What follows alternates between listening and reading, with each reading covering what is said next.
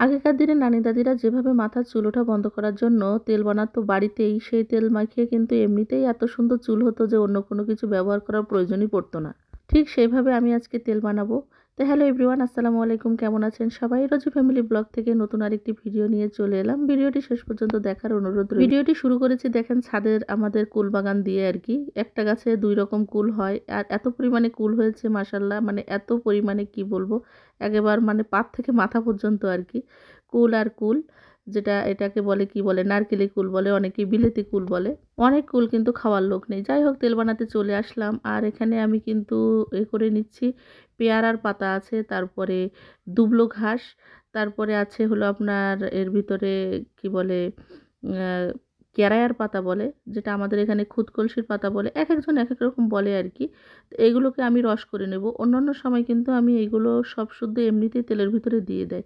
এটা তেলের ভিতরে দিলে হয় কি, এই পাতা নাতাগুলোতেই তেলটা কিন্তু বেশি চুষে নেয় আর কি, যার জন্য আমি রস করে নিয়ে তারপর তেলের ভিতরে দেবো। এখানে আমি 1 কেজি পরিমাণ নারকেলের তেল দিয়েছি, একদম খাঁটি নারকেল তেল, যেটা আমার আম্মা বাড়ি ভাঙিয়ে তারপরে দিয়েছে আর কি। তো এই 1 লিটার তেলটা আমি দিয়ে দিচ্ছি। দিয়ে এর ভিতরে কিন্তু আমি দেখেন অ্যালোভেরা আমি সবসময় মানে কেটে কেটেই দিই, কিন্তু আমি আজকে জেল বের করে অ্যালোভেরার জেলটা দিয়ে দিয়েছি। আর এর ভিতরে কিন্তু এই যে রস করে নিয়েছিলাম দুবলো ঘাসের রস, তারপরে পেয়ারা পাতার রস, তারপরে ওই যে জবা ফুলের পাতার রস, একদম কচি কচি পাতাগুলো, এগুলার রস দিয়ে তারপরে এগুলোতে চুল কালো করে প্রচুর পরিমাণে। তো আমি আজকে এটা দিয়েই তেল বানাবো আর কি। দেখতেই পাচ্ছেন একদম অল্প আছে তেলটা বানিয়ে নিতে হবে, একটু সময় নিয়ে করতে হবে, খুব বেশি জাল দিলে কিন্তু পুড়ে যাবে। আজকে আমি এই উপকরণ দিয়েই করতেছি। আরেকদিন সরিষার তেল দিয়ে আমি অন্যরকম ভাবে তৈরি করে দেখাবো। আসলে বাসায় তেলটা তৈরি করলে কি হয়, কোনো রকম কোনো আসলে নিজে তৈরি করলে সেটা বোঝা যায় আর কি, আসলে আমি এটাকে কি দিয়েছি। অ্যালোভেরা দুবলো ঘাস চুলের জন্য যে কতটা উপকারী এটা আমরা কম বেশি জানি। তারপরে জবা ফুল, তারপরে জবা ফুলের পাতা, জবা ফুল আমি এর ভিতরে কচি জবা ফুল নিয়েছি, সেটা বেটে নিয়েছি।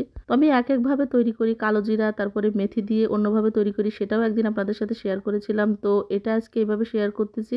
আর এটা 7 দিনে চুল পড়া কমায়, যেটা আমি আসলে ব্যবহার করে দেখেছি আর কি। হ্যাঁ, নতুন চুল গজাবে একদম, মানে বেবি চুল প্রচুর পরিমাণে গজাবে, যেটা আমি ব্যবহার করার পরে এই ভিডিওটা কিন্তু আমি আপনাদের সাথে শেয়ার করতেছি।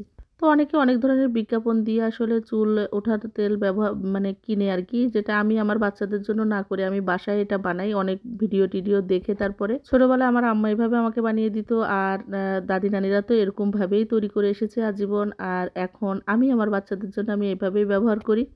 যে আপুদের বাসায় আসলে একটু সময় আছে, অবশ্যই বাচ্চাদের জন্য এইভাবে একটাবার হলো ট্রাই করে দেখতে পারেন। একটা দেখেন আস্তে আস্তে করতে করতে কিন্তু অ্যালোভেরার জেলটা একদমই চিপসের মতো হয়ে গেছে, একদম অল্প জালে, আর সুন্দর একটা সবুজ সবুজ ভাব আসছে।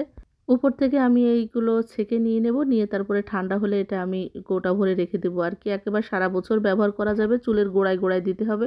সবচেয়ে ভালো হয় অল্প একটু নিয়ে হালকা গরম করে চুলের গোড়ায় গোড়ায় ম্যাসেজ করে এর ভিতরে যদি একটু ভিটামিন ই দেওয়া হয় তাহলে আরও ভালো হয়, না দিলেও কোনো সমস্যা নেই। টানা 7 দিন ব্যবহার করে, রাত্রে ব্যবহার করে সকালে শ্যাম্পু করে ফেলে দিয়ে অবশ্যই ট্রাই করে দেখবেন আর কমেন্ট করে জানাবেন সত্যি এটা কাজ করে কিনা।